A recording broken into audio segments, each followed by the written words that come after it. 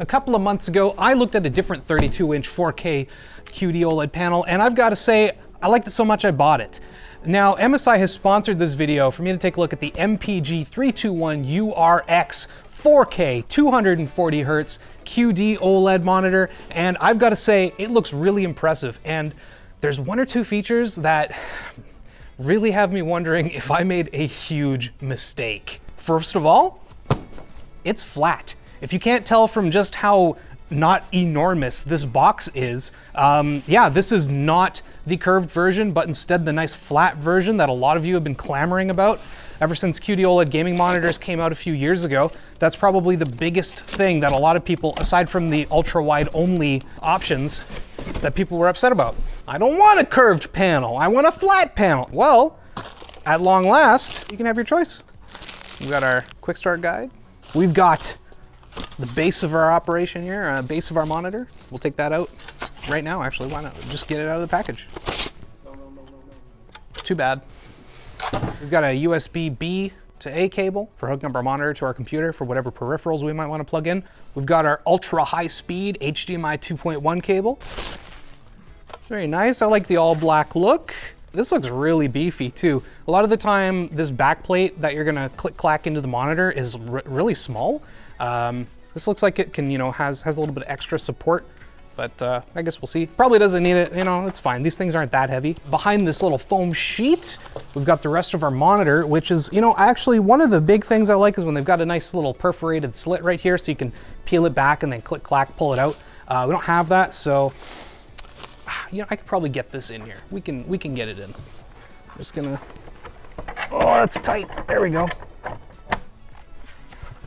Oh. Oh. Yeah.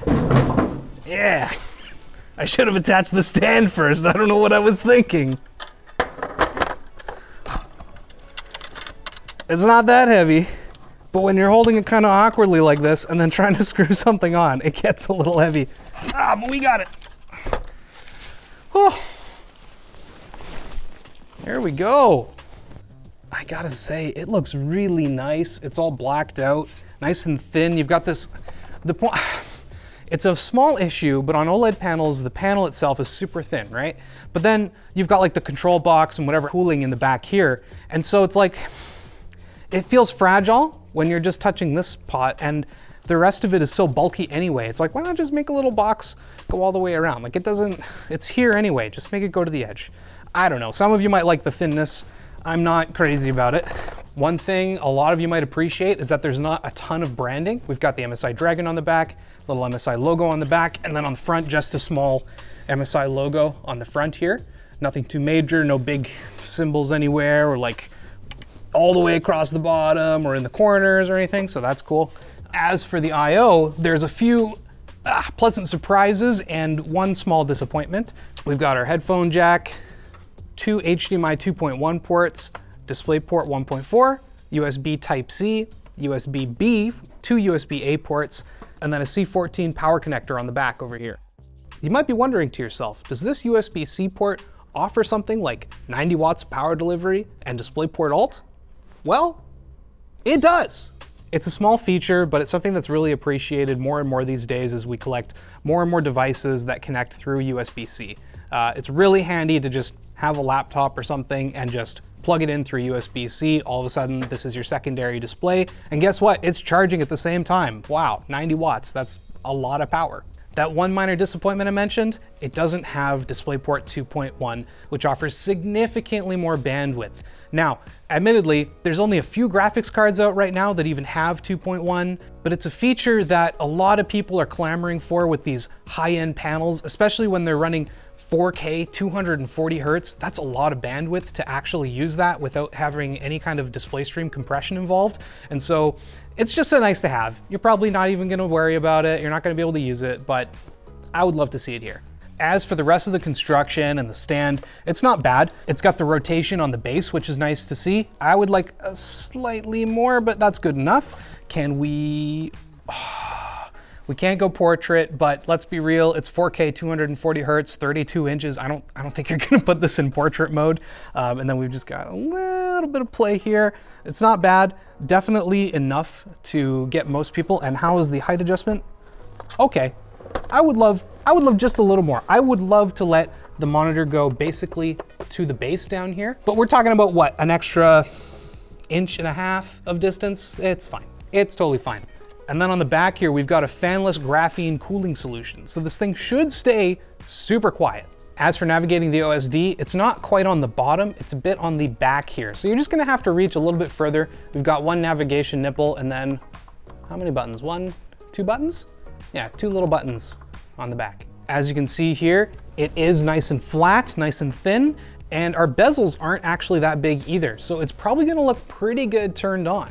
Speaking of which, all right, monitor's on, looks pretty good. HDR is turned on. This thing supports both True Black 400 as well as an HDR Peak 1000 mode. It's also rated by VESA for their new Clear MR rating with 13,000, which is just, I think, as high as it goes right now. It makes sense because not only does OLED have basically instant pixel response times, but 240 Hertz is fast. And so it's gonna be crystal clear basically all the time. They're honestly gonna have to invent another rating because all of these really high refresh rate OLED panels are starting to hit the max Clear MR rating that VESA created just recently. It's already capped out. 1080p, no, we want 4K so we can get our sweet 140 PPI. Whether you're watching it in True Black 400 or you're watching it in Peak 1000, it just is absolutely insane how good HDR looks when you've got the right panel to match it. Now we do have ours set to Peak 1000, which is pretty bright, and you might be worried about image retention or burn-in. The reality is, not only is MSI offering this, but most brands are these days with these monitors, they're offering a 3-year OLED care warranty that does cover burn-in and image retention. So you're covered. I mean, don't get me wrong, maybe it happened 3 years in, you know, you leave your monitor on for like a week straight and suddenly there's image retention.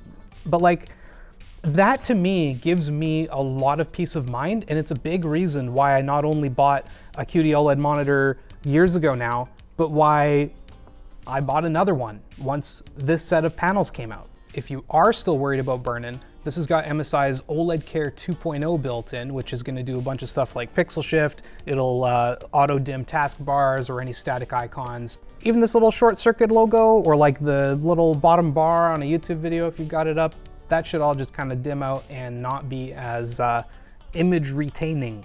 You don't want to leave static stuff on screen for too long, it's bad. But like the reality is, burn-in's not nearly as much of an issue these days.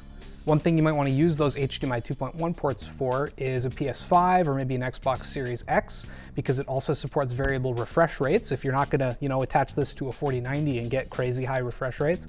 And then if you are, it's got their gaming intelligence app, which lets you auto switch between productivity and games. It'll change settings for you on the fly.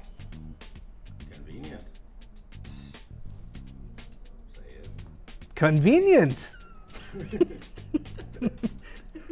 I've got to say that CS2 with a modern high-end graphics card and then a modern high-end monitor, it's something else. Oh my God, okay, well, oh, it exploded. Okay, that makes a lot of sense. It's like, that guy did not shoot me.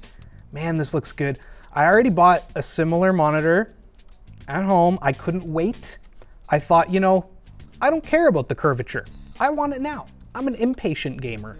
I don't wait. I just buy stuff at full price like an idiot. I gotta say that the flatness is actually really appealing. I didn't think it bothered me as much, and you know, it's fine. I'm gonna go home tonight and I'm not gonna cry about it, but I really prefer the flat.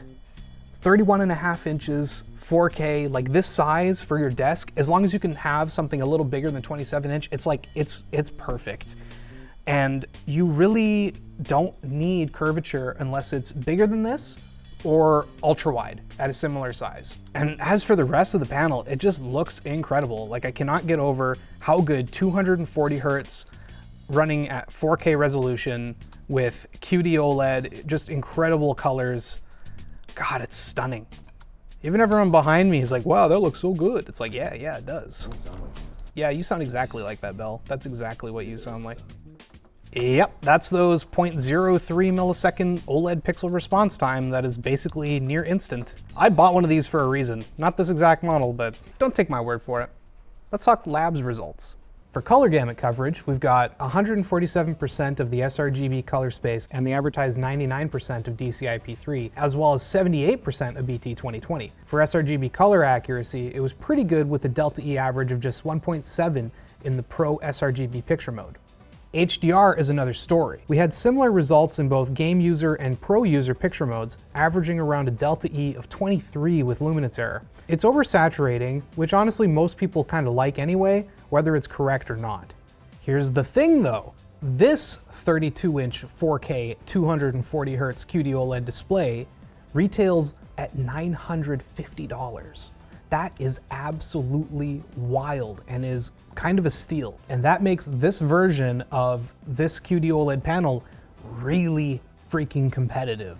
I mean, you've got your 90 watts power delivery, you've got perfect viewing angles from literally anywhere you are, you got 240 Hertz, like there's some trade-offs for sure. For example, the only cables we got in the box were power, the USB-B, and HDMI 2.1. So if you want DisplayPort, you're gonna have to go buy a DP cable. If you want the USB-C 90 watt power delivery, you're gonna have to make sure you have a USB-C cable that can do 90 watt power delivery and DP alt mode.